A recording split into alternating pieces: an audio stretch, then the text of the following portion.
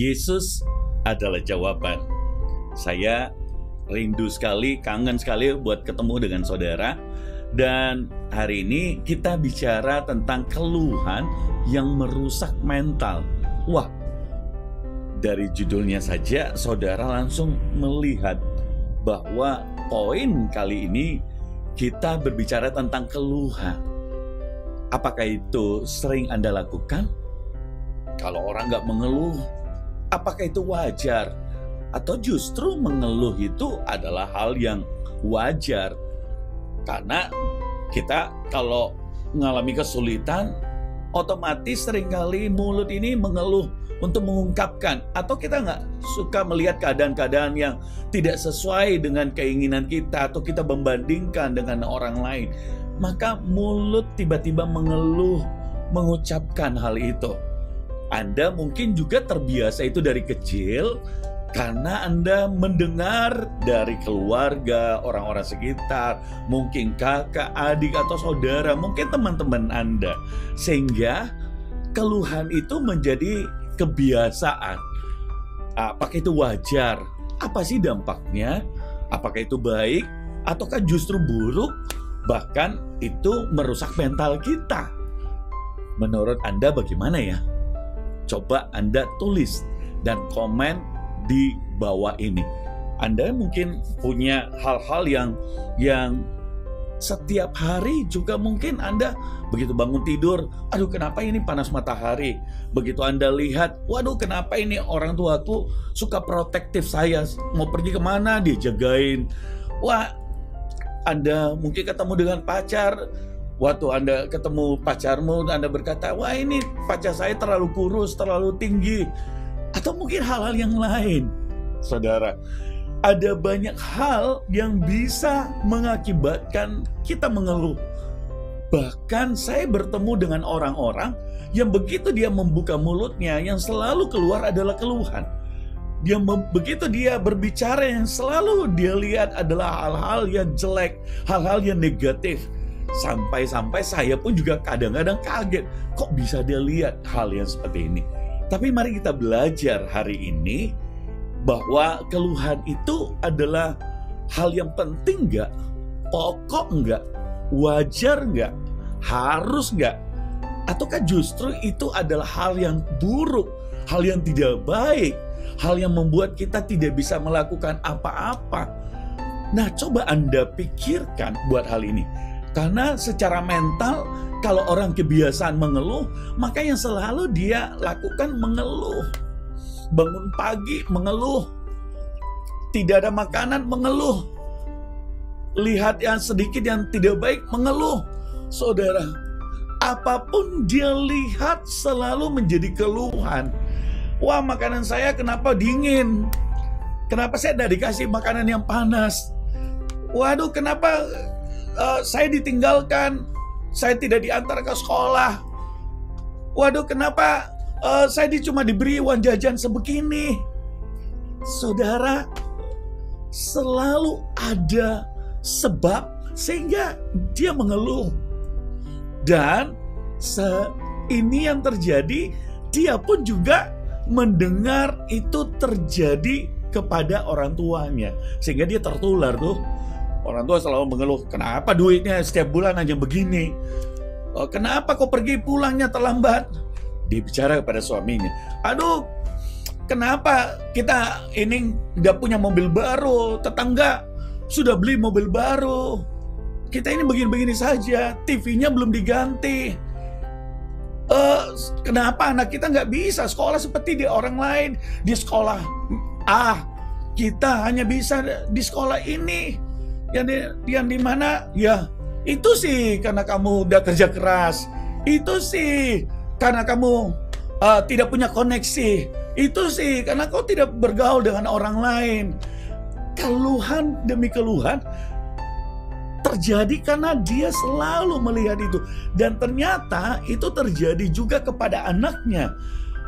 Dan keluarga seperti ini, apakah menjadi keluarga yang bahagia? Ataukah justru kita berpikir bahwa ini jadi sesuatu yang tidak bisa jadi berkat mungkin buat orang lain. Apakah keluarga seperti ini punya banyak teman? Apakah anak yang seperti ini kemudian tumbuh dengan sehat? Nah, hari ini kita akan belajar sama-sama. Karena situasi ini seringkali kita hadapi, keluhan-keluhan ini setiap hari. Dan ini real di tengah-tengah masyarakat. Dan kalau Anda bertanya kepada orang yang mengeluh, pasti dia selalu punya alasan untuk mengeluh. Jangan berpikir bahwa dia nggak punya alasan. Justru karena alasan itulah yang kuat di memorinya, membuat dia selalu mengeluh. Tapi orang yang mendengarnya kaget. Karena kenapa? Kok mulutnya selalu mengeluh? Nah, apa dampaknya ketika orang itu selalu mengeluh? Sebentar kita akan belajar sama-sama, saudara. Di akhir, saudara akan lihat dampaknya seperti apa dan kira-kira mengatasinya seperti apa, saudara. Saya ingin Anda bersabar untuk melihat hal ini. Karena ini mempengaruhi kejiwaan. Keluhan-keluhan itu secara berlebihan, itu kemudian bisa timbul dan orang yang mengeluh menganggapnya itu sebagai sesuatu yang wajar. Dari hal yang sedikit, kemudian dia karena membiasakan diri dengan keluhan-keluhan, dan itu menjadi habitnya. Itu menjadi kejiwaan dia. Dan dia akan merasa happy ketika orang lain memaintain keluhannya. Apa yang dia keluhkan, itu orang lain mengiyakan. Contoh seorang anak, dia mengeluh, "Mama, saya sudah mau beli baju baru karena teman saya beli baju baru." Dan dia akan happy begitu orang tuanya kasih baju itu, dan dia berarti keluhanku diterima. Saudara, dan itulah yang terjadi. Dia mau tas baru, dia mau hal apa. Tetapi tanpa sadar kita sedang menciptakan anak yang suka mengeluh, saudara. Dan tanpa sadar dia menjadi punya mental yang selalu berharap, bergantung, dan selalu melihat hal-hal yang buruk. Dan dia ingin seperti orang lain. Masalahnya kebanyakan orang lebih sering mengeluh dibanding dengan memberikan solusi atau pemecahan masalah. Di dalam dunia kerja, apakah Anda ada di samping kiri kanan Anda orang-orang yang suka mengeluh? Apakah Anda suka ada mempunyai tim yang dimana tim itu suka mengeluh, saudara? Ataukah Anda punya pemimpin yang dimana pemimpin itu sukanya mengeluh dan bukan memberikan solusi? Seorang pemilik perusahaan, seorang pemimpin pastinya ingin mengambil orang yang kerja dengan adalah orang yang suka memberi solusi, bukan keluhan. Anda orangnya itu, saya tahu itu. Saudaralah orang itu. Dan kita akan lihat kalau Anda punya solusinya, apa dampaknya atas hidupmu. Ya, mindset selalu mempengaruhi apa yang kita ucapkan, apa yang kita hidupi. Selalu keluhan-keluhan, aduh susah sekali, aduh sulit banget, aduh gak mungkin, aduh saya lelah, aduh saya udah capek, aduh gak ada orang yang tolong saya, aduh ini melampaui kekuatan saya, dan aduh saya kurang ganteng, aduh saya kurang cantik, aduh saya terlalu gemuk. Saudara tidak happy dengan hidupmu karena mindset Anda adalah selalu membandingkan dirimu dengan orang lain. Nah, ini poinnya. Tapi kan memang saya lahir dari keluarga yang miskin. Oleh sebab itu, ya saya harus mengeluh, kan itu bukan hal yang bohong. Tapi apa dampak mental? Kalau orang yang suka mengeluh, maka dampak mentalnya adalah dia menjadi mental yang down, mental yang negatif, mental yang tidak pernah memberi solusi, tetapi mental yang selalu berharap dengan orang, dan akibatnya itu menghancurkan imannya dan menghancurkan masa depannya. Kenapa saya katakan seperti itu? Saya ingin memberikan lewat kesaksian hidup saya. Saya lahir dari keluarga yang sederhana. Saya bukan lahir dari orang yang kaya. Dan waktu saya sekolah, dari TK saya harus kerja sepulang sekolah, dan orang lain punya baju baru setiap waktu, tapi saya hanya punya baju baru setahun sekali. Baju saya punya merek setiap waktu, yaitu Casio. Apa itu Casio? Bajunya Casio dikasih orang. Kadang-kadang pakai baju sekolah, tapi lambangnya diganti, kemudian tempellah lambang itu. Tapi bajunya sudah bukan putih lagi, udah kayak kuning-kuning, saudara. Tapi paling tidak robek-robek, karena yang saya biasa pakai sudah robek-robek, saudara, di sininya. Kalau masih kuning, it's okay. Kemudian ketika pergi ke sekolah, banjir, saya harus pergi berenang karena di belakang rumah kami pernah punya rumah kontrakan, itu kanal di belakangnya, dan kita harus pergi berenang. Dan wah, saudara tahulah, di belakang kanal itu saya tidak usah ucapkan apa yang terjadi, saudara, karena semua orang punya rumahnya di belakang kanal situ. Itu korban, saudara, ya, korban buangan orang di belakang sana, ya. Saya tidak ingin terlalu vulgar di sini, tapi saya ini menggambarkan bahwa Anda punya 1000 alasan untuk mengeluh kalau ada di situasi saya. Tapi pilihan yang saya diajarkan adalah untuk tidak boleh mengeluh. Yang kita harus lakukan apa? Mama saya, orang tua saya, papa saya selalu bilang apa?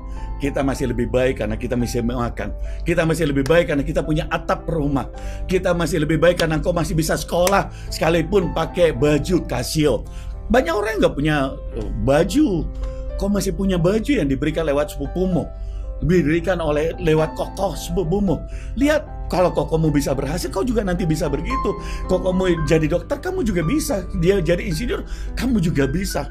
Saudara, saya terus ditanamkan dari kecil untuk melihat hal-hal yang positif. Oleh sebab itu dilarang keras untuk mengeluh keluar dari mulut kami. Nah, saudara boleh contoh hal ini, saudara. Karena saya membandingkan dengan teman saya, ya. Satu teman saya, dia papanya berkata kepada saya, anaknya itu adalah anak yang lahir dengan beruntung. Kenapa? Dia punya keuangan 7 turunan tidak habis. Tapi yang terjadi setiap hari, anak ini datang mengeluh, papa nggak baik, uang belanja saya masih kurang, inilah, itulah, inilah, itulah. Setiap hari dia mengeluh, setiap hari dia negatif. Termasuk orang tuanya juga selalu ngomongin, kamu anak tidak berbakti, kamu anak bodoh, kamu anak tidak pintar, kamu tidak punya masa depan, kamu tolol, kamu macam-macam kata-kata yang kasar, yang sebenarnya kita pun bingung untuk kenapa dia bisa lakukan itu, kenapa dia bisa katakan. Dan ternyata seperti apa yang dia katakan, demikianlah terjadi. Jadi hati-hati, saudara. Kalau engkau mengeluh, Amsal 23 ayat 7, seperti apa yang kau pikirkan, demikianlah ia. Jadi engkau sedang mengucapkan masa depanmu ketika engkau berbicara. Dan waktu engkau berbicara hal-hal yang positif, engkau sedang mereka-reka masa depan yang luar biasa dalam hidupmu. Ya, engkau mungkin belum punya uang. Ya, engkau mungkin tidak seperti anak-anak lain. Ya, engkau mungkin tidak bisa seperti orang lain yang punya uang banyak. Tapi engkau bisa kuliah. Tapi engkau bisa cukup. Engkau punya masa depan yang dimana ada di dalam pikiranmu dan ada di dalam mulutmu. Dan saya percaya kreasi hal-hal yang positif akan lahir dari pikiran-pikiran yang positif. Saya mengalami itu, saudara. Saya tahu ada banyak orang yang lebih berhasil daripada kami. Tapi yang saya lihat adalah saya bersyukur bisa membangun hidup dari nol. Saya bersyukur bahkan bisa membangun adik-adik. Saya bersyukur bahkan bisa membangun orang-orang sekitar. Orang-orang di sekitar kami. Dan mereka bukan orang-orang yang kaya awalnya. Tapi hari ini mereka menjadi orang-orang yang punya masa depan. Saya mau berkata, saudara, keluhan tidak akan menghasilkan apa-apa. Jadi please, buatlah keputusan untuk mengeluh. Ada ayat yang bagus, 1 Tesalonika 5 ayat 18 berkata, mengucap syukurlah dalam segala hal, sebab itulah yang dikehendaki Allah di dalam Kristus Yesus bagi kamu. Dalam segala hal mengucap syukur. Jadi mengucap syukur membuat Anda bisa melihat hal-hal yang kurang baik menjadi hal-hal yang baik di pandanganmu. Waktu kau makan dengan hanya telur dan nasi, hari itu kau berkata, aku mengucap syukur. Kenapa? Karena saya bisa mengalami ini. Ketika engkau mengalami hal-hal yang buruk, kau bisa mengucap syukur karena engkau berkata, nanti ini akan menjadi kesaksian ketika aku berhasil. Jadi mengucap syukur adalah ekspresi hati Anda, ekspresi percaya Anda, ekspresi siapa engkau sesungguhnya. Wah, dan imanmu akan membawa engkau mengucap syukur, dan imanmu membawa engkau sampai pada tujuan. Saya ingin bertanya, ciptakan iman saudara, apa yang kau imani, dan imanmu membawa engkau sampai seperti itu. Marilah memiliki hati yang mengucap syukur, dan engkau akan melihat kreasi-kreasi yang luar biasa di dalam mengucap syukur. Dan berhentilah untuk mengeluh, karena mengeluh tidak akan mengubah keadaan. Mengeluh justru akan memperkeruh keadaan. Mengeluh itu membuat seperti virus yang sangat mematikan. Saudara, bahkan bisa menular kepada orang lain. Yang tadi cerita seorang ibu menularkan itu kepada anaknya. Dan yang itu terjadi teman saya yang, wah saudara, akhirnya saya bertemu kira-kira 4-5 tahun sebelum COVID. Dan saya sangat kaget karena ternyata apa? Dia berkata, saya tanya, kamu tinggal di mana? Ya, tadinya saya ada keluar kota, tapi hari ini saya balik ke Makassar. Dan saya tanya, kamu tinggal di mana? Masih di rumah lama? Di rumah itu? Enggak. Sekarang saya nggak punya rumah. Wah, saya kaget. Terus saya tanya, kamu naik apa ke sini? Naik motor, saya pinjam motor teman. Motor pun nggak punya, mobil pun nggak punya. Semuanya nggak punya. Saya ingin berkata, saudara, itu akibat orang yang mengeluh. Bahkan dia punya kekayaan 7 turunan, habis dimakan, habis hilang percuma, habis karena dia selalu mengeluh. Tetapi sebaliknya, kalau engkau selalu punya hal-hal yang positif, maka engkau sedang menginvestasikan sesuatu di hidupmu seperti apa yang kau pikirkan dan apa yang kau katakan. Saudara setuju dengan itu? Amin. Saya percaya bahwa keluhan itu adalah sia-sia adanya. Dan mengeluh hanya cocok untuk, saya katakan, para pecundang. Tapi Anda bukan pecundang itu. Karena Anda setelah mendengar podcast ini menjadi orang-orang yang lebih optimis. Anda menjadi orang-orang yang punya visi. Anda bisa melihat hal-hal yang orang lain tidak lihat. Hari ini berita banyak terjadi. Orang-orang mengeluh. Ada banyak ketakutan. Wah, ini ada perang Rusia dengan Ukraina. Wah, sekarang bahan-bahan lagi naik. Wah, sekarang virus lagi ada sesi kedua, ketiga, keempat sedang terjadi. Wah, banyak sekali keluhan yang orang-orang ucapkan di media. Dan itu bisa mempengaruhi kalau engkau tidak bisa melihat sisi yang lain.